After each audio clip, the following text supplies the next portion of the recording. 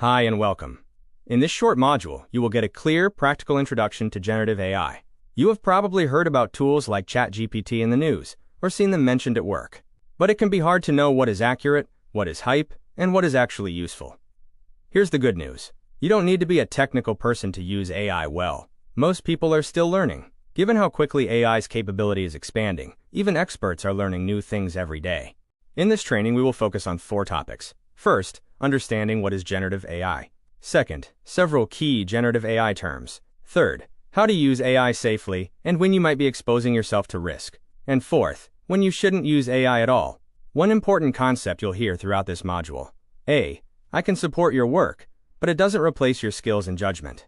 When the project is done, it's still your name attached to it. We're glad you're here. Let's get started. So what is generative AI? Generative AI is a tool that helps you generate new content. That's why it's called generative. It can write text, summarize information, and generate ideas. It does this by identifying patterns from large amounts of information. Think of it like an advanced version of autocomplete on your phone. Autocomplete tries to guess your next word. Generative AI does something similar, but at a much larger scale. It takes your input and predicts what a helpful response might look like. This is important.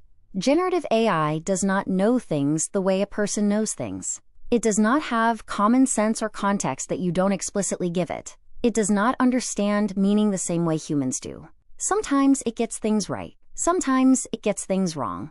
And sometimes it makes things up. This is why you need to review and challenge AI outputs, and not just accept them. The best way to treat AI is as a support tool, not as an authority. It's important to understand that you'll rarely get the best result from your first prompt. Getting value from AI usually takes a few rounds of back and forth, where you apply your own experience and judgment to improve its answer. When used well, AI can help you work faster and reduce the monotonous tasks we all deal with. Just remember that even when it generates a polished answer, that polish doesn't guarantee it's accurate. Now let's clear up a few common misunderstandings. Generative AI is not your new coworker. It cannot understand context the way you do, and it cannot take responsibility for outcomes. It also does not automatically know what your organization wants. It does not understand your organization's values, social dynamics, or context unless you provide it. Even then, it can still make mistakes. Remember that generative AI may sound very confident, but still be very wrong. A major risk is assuming the answer is correct, because it sounds correct. In the past, highly polished writing was the sign of a well-thought-out answer. That is no longer the case. Challenge AI responses, and always verify the output before you share it. Over time, you will learn where AI tends to make mistakes and what to watch for. Checking AI output is a skill, and like editing, it gets easier with practice. Now let's discuss 5 key AI concepts. First, generative AI. This is a type of AI that generates new content using mathematical patterns identified in large amounts of training data. Second, prompt. A prompt is what you ask the AI. A good prompt helps the tool give a better response. When in doubt, you can always ask the AI to help you improve your prompt. Writing a good prompt is a skill that will improve with practice. Third, hallucination. A hallucination is when the AI makes something up. It might sound correct, but it isn't. Generative AI creates new combinations of words to generate original content, so hallucinations are part of that process and aren't unexpected. You can reduce hallucinations, but shouldn't expect no hallucinations to occur. This is why you always need to fact-check your AI responses.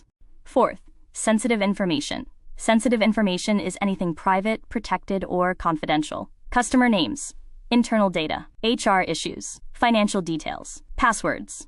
Any information that should not be shared broadly. A good rule of thumb when using AI is asking yourself, would I want the prompt and information I just shared to be posted on the front page of the New York Times? If not, perhaps consider not using AI for that specific need. Now let's discuss AI safety. Generative AI is unlike other tools we've used, so we need to approach it with fresh eyes. Just because you know how to use other IT tools safely, doesn't mean you can automatically use generative AI safely as well. A helpful rule is, AI is best used when the stakes are low, the task is repetitive, and you can easily check the result. AI becomes risky when the information is sensitive, the answer cannot be verified, or the consequences of being wrong are serious. Let's start with 3 safe uses. Safe use number 1.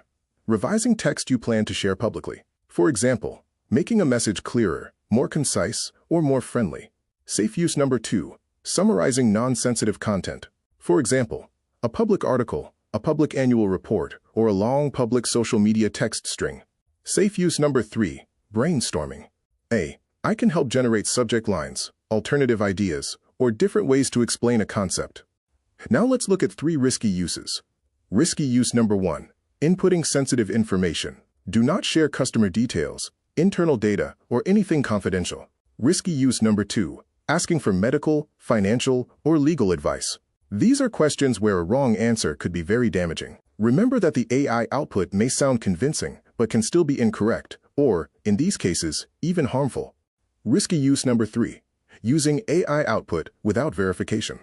Even when the writing is excellent, the facts may be wrong. Your job is not just to produce words. It is to protect quality, accuracy, and trust. It's still your name on whatever AI produces. Something to keep in mind. Just because I can do something does not mean you should use it for that.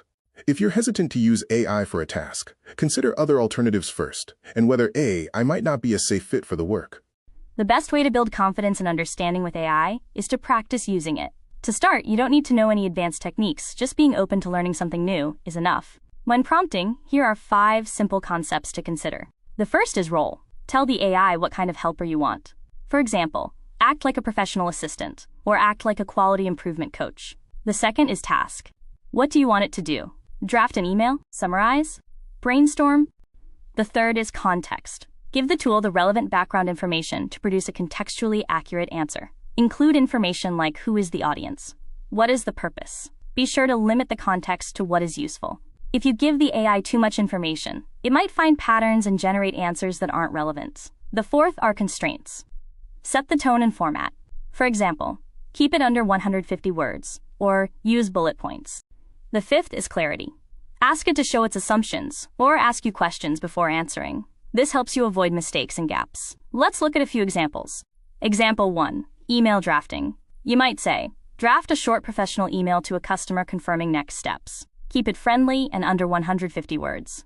Provide 2 versions, formal and warm. Example 2. Summarizing. Summarize the text below in 5 bullets. Then provide 3 key takeaways and 3 follow-up questions. Example 3.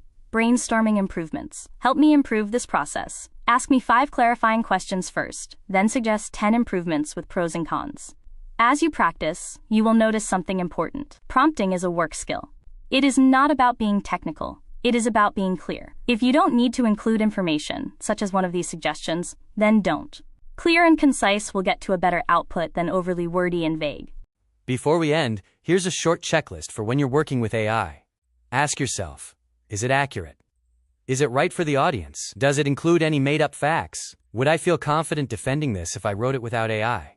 Like any new skill, using AI takes practice. You'll make mistakes, and that's okay. What matters is learning and improving, and you took a strong step towards both today by completing this course. Thank you, and we look forward to hearing how your journey progresses.